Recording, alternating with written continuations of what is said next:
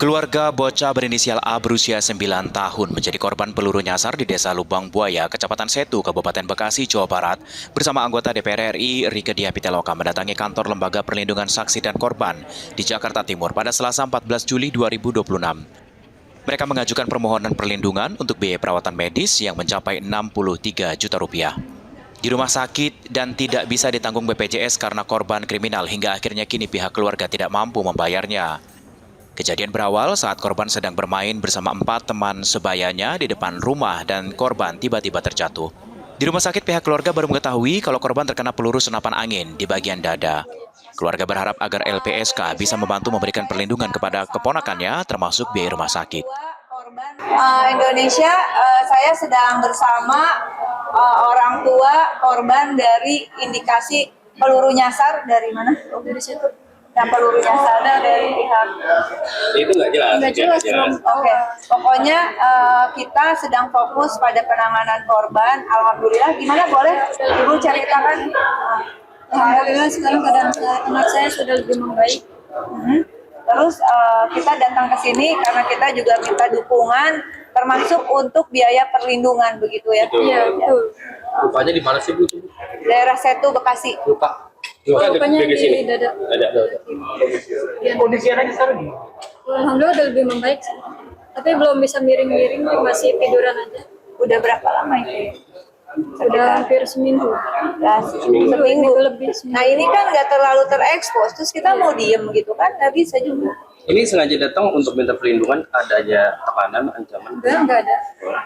Cuma kita kan ada perlindungan juga. Dan ini udah dilaporkan ke kepolisian. Sudah ada penelusuran siapa pelakunya? Belum kali itu. Belum Nah, sampai sekarang kayak begini nih kan juga harus ada mohon dukungannya juga dari teman-teman di Polda Metro, khususnya wilayah Polres Kabupaten Bekasi, bahwa laporan sudah diajukan terkait indikasi peluru nyasar begitu minggu lalu, sampai sekarang itu belum ada follow up begitu, dan tapi kita lebih fokus karena tentu ini membutuhkan penanganan, tidak mungkin dengan keadaan ekonomi ibu, tentu ada dana negara yang seharusnya bisa untuk membantu ya, karena ini kasus banyak sekali seperti ini sebetulnya. Soal pembayaran terus terang saat ini kita masih punya tanggungan ke pihak rumah sakit sekitar 63 juta sekian, dan itu masih belum bisa kami bayar.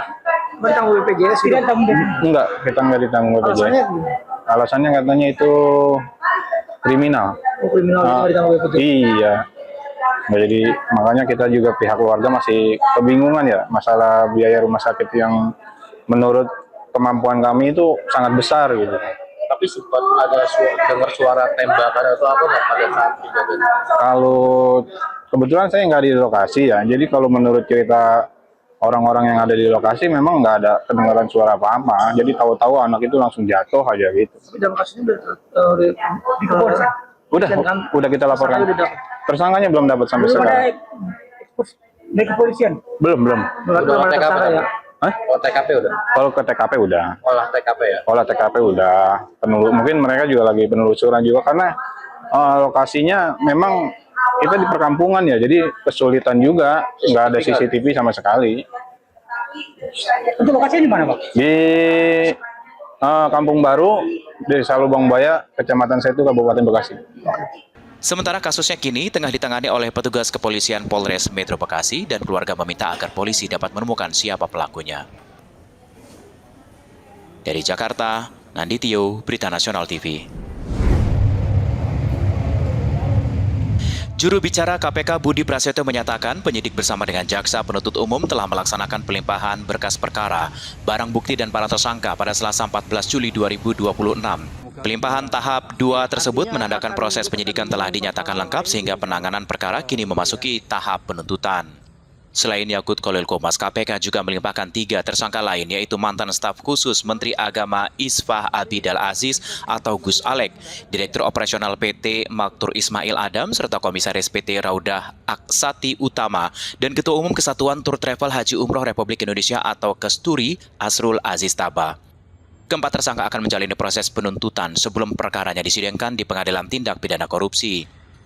Perkara ini berkaitan dengan dugaan korupsi dalam pengelolaan kuota haji Indonesia tahun 2023 hingga 2024. Penyidik KPK menilai telah mendapat dugaan penyimpangan dalam pengelolaan kuota haji yang kini akan dibuktikan melalui proses persidangan. KPK menjelaskan setelah pelimpahan tahap 2, tim jaksa penuntut umum memiliki waktu paling lama 14 hari untuk menyusun surat dakwaan. Setelah itu berkas akan dilimpahkan ke Pengadilan Tipikor untuk menunggu penetapan hari sidang pertama. Budi Prasetyo menegaskan seluruh dugaan tindak pidana, alat bukti dan pertanggungjawaban pidana para terdakwa akan diuji secara terbuka dalam persidangan. KPK juga mengajak masyarakat untuk mengawal seluruh proses hukum secara objektif hingga perkara ini memperoleh kekuatan hukum tetap. Nah, di tahap persidangan nanti tentu semuanya akan dipaparkan secara terbuka bagaimana konstruksi perkara, siapa saja pihak-pihak yang diduga terlibat, kemudian bagaimana perannya masing-masing, alat bukti, semuanya nanti dipaparkan oleh Jaksa Penuntut Umum KPK secara lengkap dan terbuka. Dalam proses pembuktian tersebut juga nanti pasti akan dihadirkan selain para terdakwa juga para saksi untuk memperkuat proses pembuktian dari apa yang didakwakan oleh Jaksa Penuntut Umum KPK kepada para terdakwa dalam perkara ini. Hingga kini KPK belum mengungkap jadwal pasti sidang perdana para terdakwa, namun dengan tuntas tahap penyidikan dan pelimpahan berkas ke Jaksa Penuntut Umum. Perkara dugaan korupsi pengelolaan kuota haji tahun 2023 hingga 2024 akan segera memasuki persidangan di Pengadilan Tindak Pidana Korupsi. Theo Fandi, Berita Nasional TV.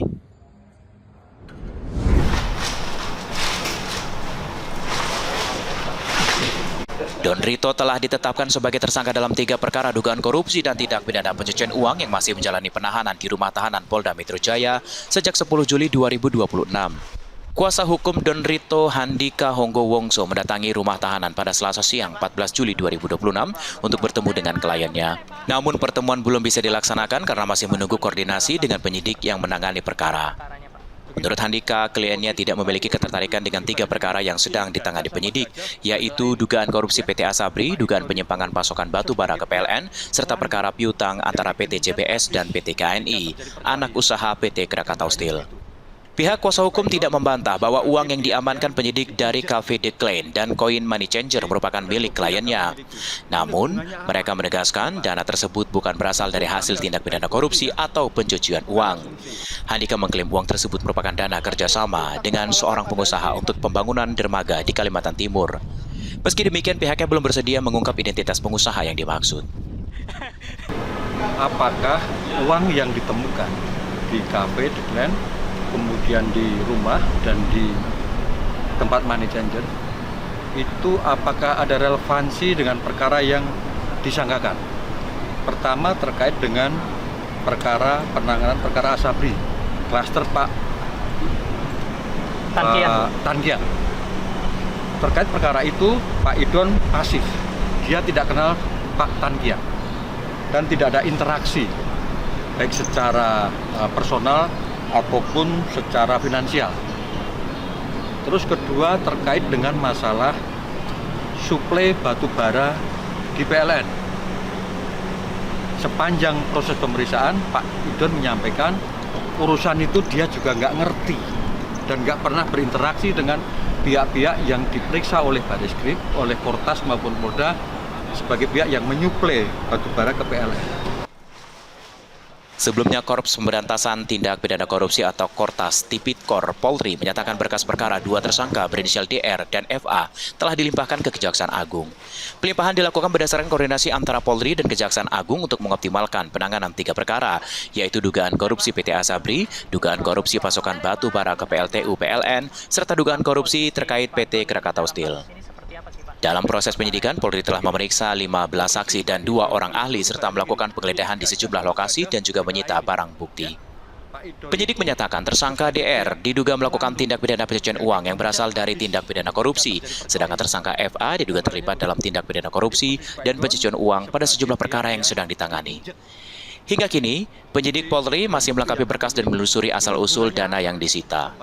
Kuasa hukum Don Rito menegaskan akan membuktikan seluruh dalil pembelian dalam proses hukum yang berjalan. Tim Liputan Berita Nasional TV.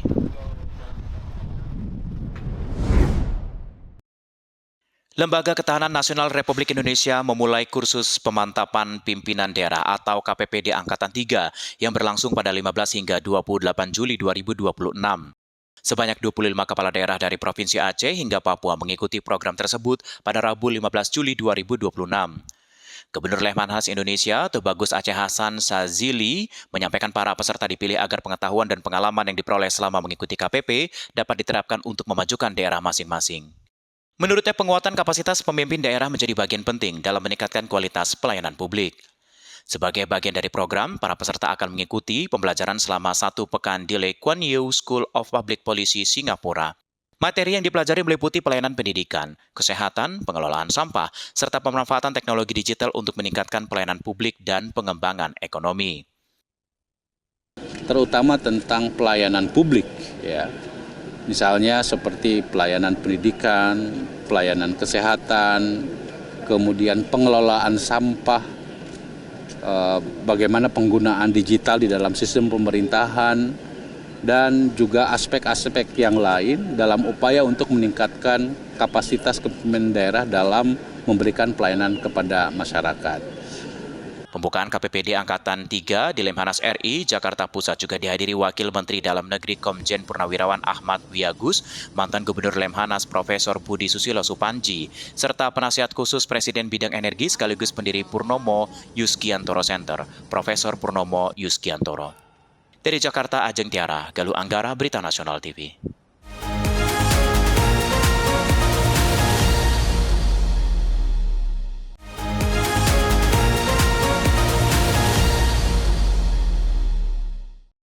Menteri Sekretaris Negara Prasetyo Hadi mengatakan Jaksa Agung Sanitiar Burhanuddin menyampaikan surat resmi kepada Presiden pada Selasa 14 Juli 2026 mengusulkan pengganti Jaksa Agung Muda Tindak Pidana Khusus sebelumnya mengundurkan diri.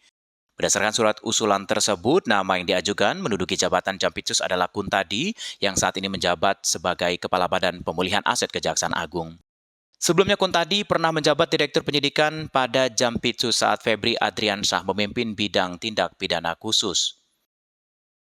Kemudian juga kami melaporkan beberapa hal di luar laporan keuangan yang tentunya itu masih berkaitan dengan tanggung jawab tugas yang diemban di bawah Kementerian Sekretariat Negara. Salah satunya adalah mengenai pengelolaan aset negara, yaitu yang berada di bawah Badan Layanan Umum, PPK GBK dan PPK Kemayoran, yang sebagaimana saudara-saudara juga pasti mengikuti bulan yang lalu, tanggal 18 Juni, salah satunya adalah proses pemindahan pengelolaan kompleks Blok 15 Hotel.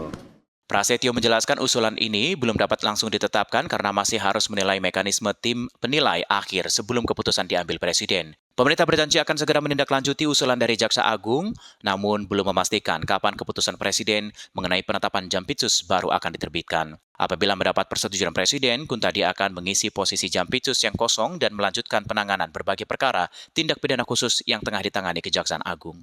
Dari Jakarta, Natasa Alko, Fahem Atar, Berita Nasional TV. Kementerian Haji dan Umroh secara resmi mengajukan permohonan persetujuan atas usulan penggunaan uang muka untuk pelaksanaan ibadah haji tahun 1448 Hijriah atau tahun 2027. Langkah ini dilakukan agar jemaah haji Indonesia bisa secepatnya memesan lokasi tenda dan layanan armusna di Arab Saudi. Permintaan ini disampaikan langsung Menteri Haji dan Umroh Muhammad Irfan Yusuf dalam rapat kerja atau raker bersama dengan Komisi 8 DPR RI di Jakarta pada Selasa 14 Juli 2026. Juru bicara Kemenhaj, Maria Assegaf, menjelaskan bahwa percepatan pembayaran ini tak lepas dari aturan baru yang sangat ketat dari pemerintah Arab Saudi. Pemerintah Arab Saudi sudah membuka akses transfer dana ke sistem Arab Saudi atau nusuk Masar mulai 15 Juli 2026. Jika di Indonesia terlambat membayar, resikonya cukup besar. Di antaranya bisa kehilangan lokasi tenda di Arafah dan Mina yang sudah dipakai. Total uang muka yang diajukan Kemenhaj mencapai 858,74 juta Saudi Arabia atau sekitar 4 triliun rupiah dengan asumsi kurs 4.666,67 rupiah per rial. Maria menambahkan ada peningkatan kualitas layanan yang signifikan untuk jemaah haji Indonesia di tahun 2027.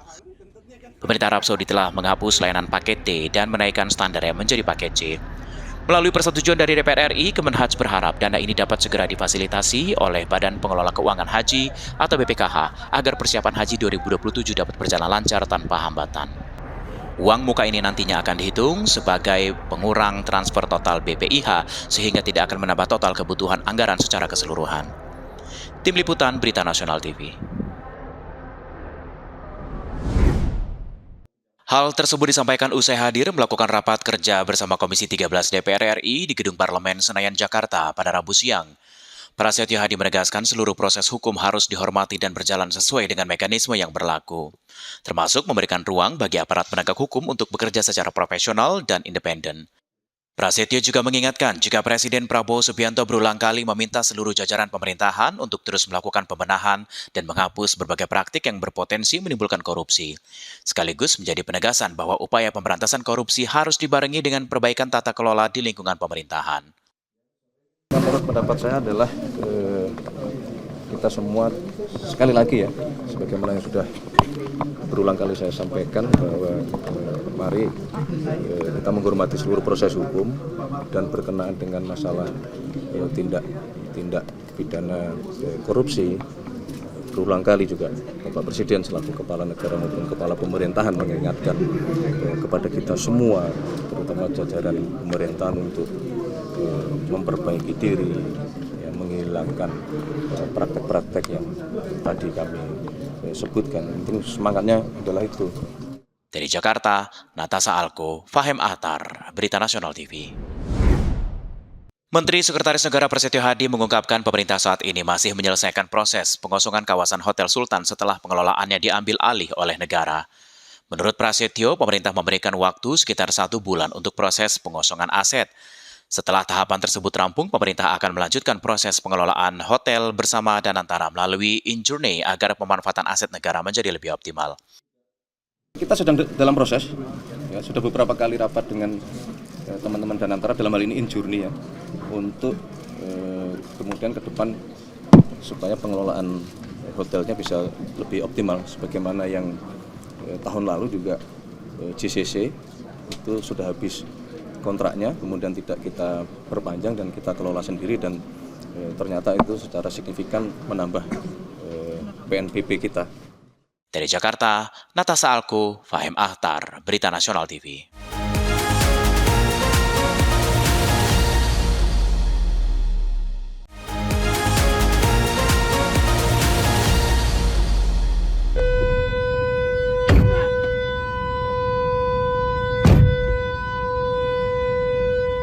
Inilah rekaman video yang viral di media sosial saat seorang pengendara mobil melakukan pengerusakan terhadap mobil pengendara lain di kawasan Sunter, Tanjung Priok, Jakarta Utara. Terlihat korban dan kendaraannya terhenti di bahu jalan karena dihadang oleh kendaraan pelaku. Kemudian pelaku turun menghampiri mobil korban dan melakukan pengerusakan terhadap kaca spion sebelah kanan. Setelah merasa puas dan korban enggan menanggapinya, pelaku kemudian pergi meninggalkan lokasi dan korban langsung memviralkan ke sosial media. Belum diketahui pasti apa motif dari pria tersebut melakukan aksi pengerusakan ini, diduga mobil pelaku tidak diberi menyalip oleh mobil korban. Terus teriak-teriak suruh turun-turun doang. Saya masuk lagi udah gitu doang, Pak. Kemana-mana? Arah ke sana, Pak. Arah kemana, ke Sunter? Iya, ke arah Sunter. Satu pengendara yang nggak turun ya? Iya, satu lagi yang nggak turun, yang sini. Atas kejadian ini, korban juga langsung melaporkan kasus pengerusakan tersebut ke pihak kepolisian wilayah Jakarta Utara. Theo Fandi, Berita Nasional TV.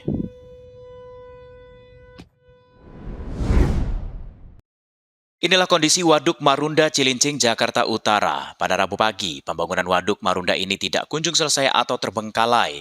Hal itu terlihat dari sejumlah pohon dan alang-alang tinggi yang menutupi sebagian waduk. Lokasi ini menjadi sarana warga sekitar untuk melakukan olahraga, ada juga fasilitas olahraga, namun sayangnya fasilitas olahraga mulai dicuri oleh orang yang tidak bertanggung jawab. Terlihat besi dipotong dan fasilitas olahraga yang dipotong besinya disembunyikan di pepohonan. Warga yang hampir setiap hari melakukan kegiatan berolahraga di lokasi ini merasa resah karena mengganggu aktivitas olahraga karena ini merupakan yang cukup luas untuk beraktivitas. Mungkin ada lebih, dia tahu itu yang ada kali seminggu lebih. Itu buat ayun-ayunan, itu olahraga ayun-ayunan. Baru satu itu. Thailand sih enggak, masih ada sih barangnya, cuma udah dicopot aja. Maksudnya kalau bagusnya begitulah, dijagalah, dirawat, ya berikan namanya tempat senam gitu ya. Disediain sama pemerintah, tapi kok nggak mau dirawat ya susah lah. Warga berharap agar pihak terkait bisa memperbaiki dan menjaga Waduk Marunda supaya menjadi indah kembali. Dari Jakarta Utara, Theo Fandi, Berita Nasional TV. Seekor ikan jenis hiu paus ditemukan terdampar di tepi pantai Blebaran, Desa Bunton, Kecamatan Adipala, Kabupaten Cilacap, Jawa Tengah pada Selasa pagi. Hiu paus ini memiliki panjang sekitar 7,8 meter dengan berat diperkirakan mencapai 3 ton. Warga setempat pertama kali menemukan hiu paus ini sekitar pukul 4 pagi. Saat ditemukan, kondisi ikan sudah dalam keadaan mati di bibir pantai. Temuan tersebut selanjutnya dilaporkan ke pemerintah desa setempat dan diteruskan ke pihak terkait guna penanganan lebih lanjut. Penasarannya jadi ke sini, jadi deket lah ya, lumayan deket dari rumah. Jadi tinggal langsung jalan naik sepeda atau naik motor lihat hiunya. Udah berapa kali nih Mbak nonton ini Mbak? Kalau mau lihat nonton hiunya baru sekali, kalau kan dekat, kalau depan depannya lainnya jauh soalnya. Pada saat penemuan itu terjadi pada jam 4 pagi karena kondisinya sudah mati. Ini hiu jenis apa sih Pak? Ini hiu macan tutul itu jenisnya. Tak hanya itu, bangkai hiu paus tersebut kemudian dievakuasi ke bibir pantai dengan menggunakan ekskavator yang sudah didatangkan oleh pemerintah setempat. Sebelum dilakukan pemakaman bangkai hiu paus ini juga dilakukan otopsi dahulu oleh dokter hewan guna mengetahui penyebab pasti kematian hiu paus yang terdampar. Usai dilakukan otopsi oleh dokter hewan, bangkai ikan hiu paus ini kemudian dilakukan pemakaman dengan menggunakan ekskavator tidak jauh dari lokasi hiu paus terdampar di bibir pantai Blebaran. Theo Fandi, Berita Nasional TV.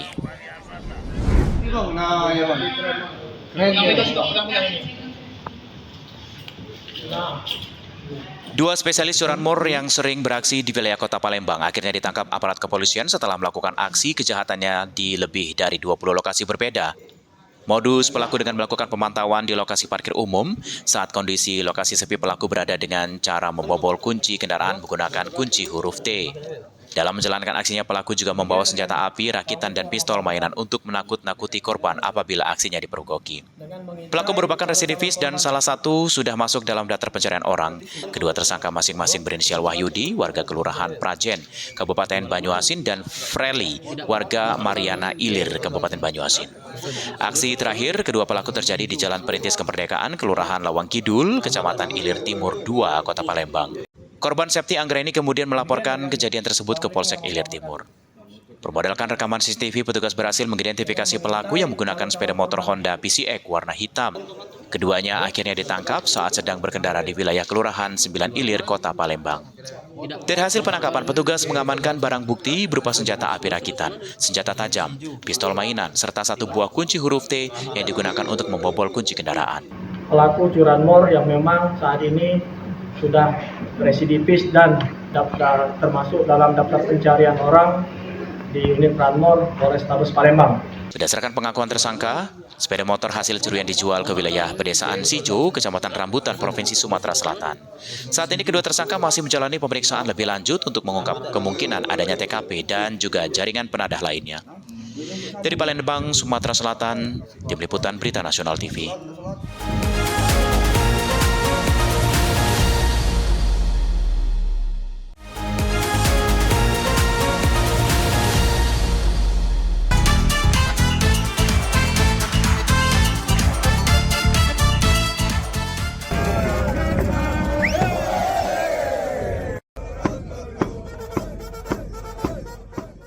Hasil laga Prancis menghadapi Spanyol di semifinal Piala Dunia 2026 berakhir dengan skor 0-2.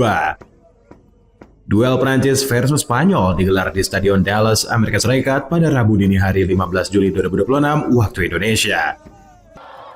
Spanyol memastikan satu tempat di final lewat gol penalti Mikel Oyarzabal dan sontekan Pedro Porro. Keperkasaan Prancis sepanjang Piala Dunia 2026 terasa sirna pada laga ini. Sebaliknya, Spanyol justru mampu tampil lebih dominan dan efektif secara serangan. Sementara itu Spanyol berhasil lolos ke final untuk kedua kalinya dalam sejarah setelah 2010, di mana mereka meraih gelar juara pertamanya. La Roja akan menghadapi pemenang antara Inggris dan Argentina yang bermain pada Kamis 16 Juli 2026 di Stadion Atlanta, Amerika Serikat.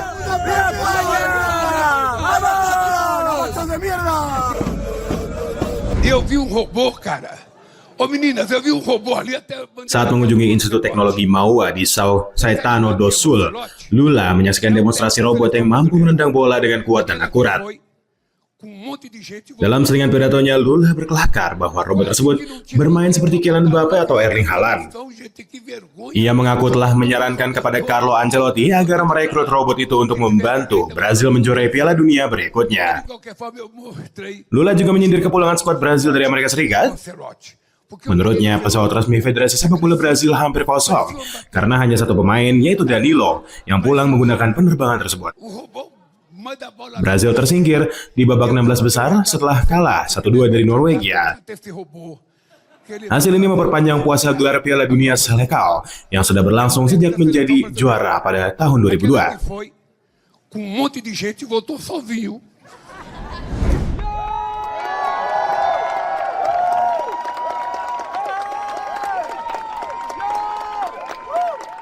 Lautan pendukung memenuhi kawasan istana, kerajaan, dan jalan-jalan utama Oslo sambil mengibarkan bendera, menyanyikan yel-yel, serta memberikan sambutan meriah kepada para pemain. Skuad Norwegia berarak menggunakan bus, atap terbuka, dan kembali menampilkan selebrasi ikonik Viking Row, menjadi simbol perjalanan mereka di Piala Dunia 2026. Erling Haaland tidak bisa bergabung dalam pawai karena mengalami keterlambatan penerbangan menuju Oslo. Meski demikian, para penggemar tetap merayakan prestasi bersejarah tim nasional. Norwegia tampil di Piala Dunia untuk pertama kalinya sejak 1998 dan berhasil melaju hingga perempat final. Langkah mereka terhenti setelah takluk 1-2 dari Inggris pada babak perpanjangan waktu.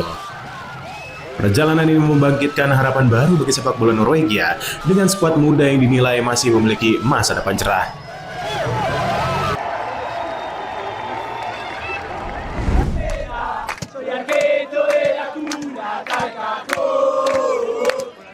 Mengenakan jersey biru putih dan mengibarkan bendera nasional, para supporter menyanyikan lagu-lagu kebanggaan Argentina serta menari bersama di jantung kota Madrid. Banyak penggemar datang bersama keluarga memperkenalkan semangat dan tradisi sepak bola Argentina kepada generasi muda, sekaligus menunjukkan dukungan penuh bagi tim Albiceleste. Para supporter optimistis Argentina mampu mempertahankan gelar juara dunia. Mereka juga berharap Lionel Messi melanjutkan penampilan gemilangnya setelah mengoleksi 8 gol sepanjang turnamen. Menurut laporan, kerumunan pendukung dibubarkan polisi setempat menjelang tengah malam. Selanjutnya, Argentina akan menghadapi Inggris di Atlanta pada semifinal Piala Dunia 2026 dalam perebutan satu tempat menuju partai final.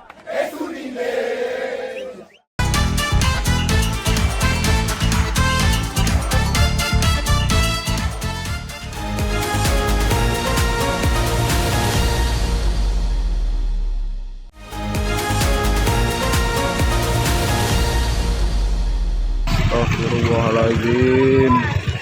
Itu anak sekolah itu nggak ada yang nolongin begitu. Dan kecelakaan maut terjadi di perlintasan kereta api Desa Negeri Ratu, Kecamatan Sungkai Utara, Kabupaten Lampung Utara, Lampung. Sebuah mobil minibus Daihatsu Ayla yang mengangkut 3 pelajar ringsek parah setelah dihantam kereta api batubara rangkaian panjang atau baba ranjang yang melaju dari arah Palembang menuju Tanjung Karang. Akibat kejadian itu, 2 pelajar berinisial SK berusia 18 tahun dan AF berusia 14 tahun meninggal dunia di lokasi kejadian hingga terpental keluar dari mobil. Sementara 1 pelajar lain mengalami luka ringan dan pengemudi mobil berinisial RF berusia 16 tahun mengalami luka berat di bagian kepala dan langsung dievakuasi ke rumah sakit untuk mendapatkan perawatan medis. Berdasarkan hasil penyelidikan sementara, mobil tersebut sedang menuju sekolah untuk mengantarkan para pelajar. Saat melintasi rel kereta api, mobil diduga tetap melaju. Meski kereta api baba ranjang sudah mendekat sehingga tabrakan pun tidak dapat dihindar. Kemudian mengindahkan peringatan dari petugas yang berjaga karena pada saat itu ada anggota lalu lintas yang berjaga di dekat situ, dekat perlintasan. Namun dikarenakan kelalaian dari si driver yang sedang luka sekarang yang ada di rumah sakit dan juga menimbulkan 2 korban yang meninggal dunia ya, yang berada di dalam mobil tersebut, di mobil Ayla.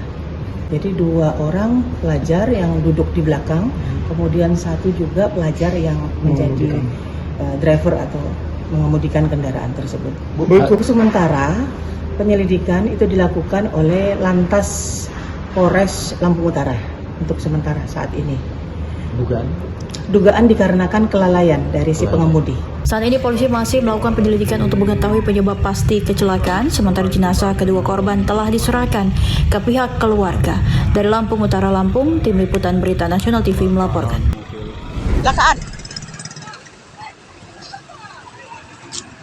Kecelakaan maut terjadi di Jalan Lintas Timur Sumatera, Desa Tanjung Dalam, Kecamatan Mataram Baru, Kabupaten Lampung Timur, Lampung. 2 korban meninggal dunia diketahui bernama Arifuddin dan Sawitri. Berdasarkan hasil penyelidikan sementara, kecelakaan bermula ketika korban yang mengendarai 1 unit sepeda motor diduga berusaha mendahului sebuah truk, namun truk tersebut tiba-tiba mengurangi kecepatan. Karena jarak sudah terlalu dekat, stang motor korban menyenggol bagian truk. Saat itu, kedua korban kehilangan keseimbangan dan terjatuh ke jalur berlawanan lalu tertabrak truk. 1 korban meninggal di lokasi kejadian, sedangkan 1 korban lain meninggal saat dalam perjalanan menuju rumah sakit. Pada saat itu, kendaraan mobil bus tak dikenal sedang menurunkan penumpang. Kemudian dari arah belakang kendaraan, ada beberapa kendaraan. Terakhir itu adalah kendaraan truk. Lalu dari arah belakang mobil truk, datang sepeda motor yang akan mendahului kendaraan truk tersebut dan menyerempet pojok kanan bak kendaraan tersebut, sehingga sepeda motor tersebut terjatuh, penumpang dan pengendaranya terpental ke arah kanan. Dari arah yang bersamaan datang Ranpuso. Saat ini petugas Satlantas Polres Lampung Timur telah mengamankan para pengemudi kendaraan yang terlibat untuk dimintai keterangan. Sementara penyelidikan masih terus dilakukan guna memastikan penyebab pasti kecelakaan maut tersebut. Dari Lampung Timur, Lampung, Tim Liputan Berita Nasional TV melaporkan.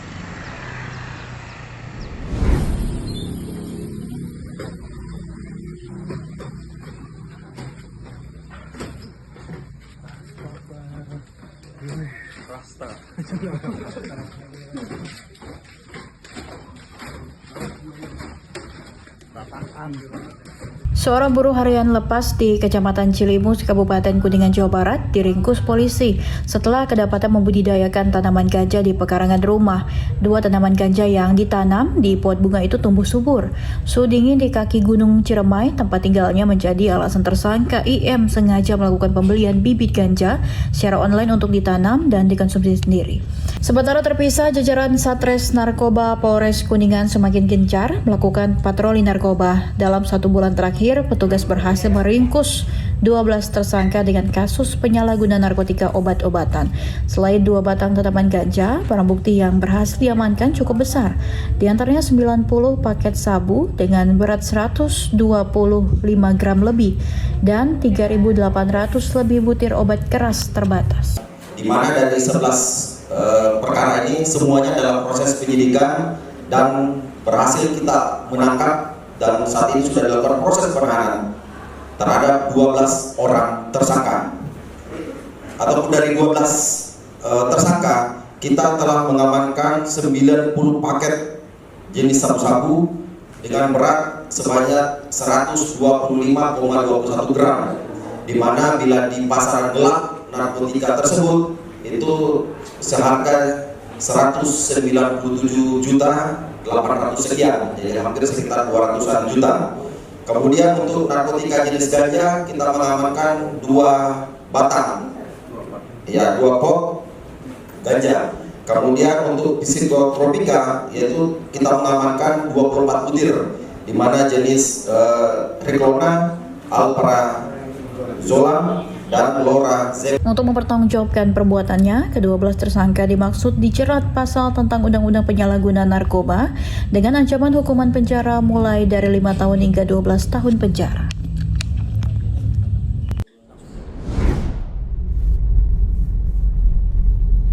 Tim Tiger Unit Reskrim Polsek Tambora, Jakarta Barat langsung melakukan pengejaran terhadap sebuah truk yang ditenggarai menyelundupkan belasan sepeda motor hasil curian.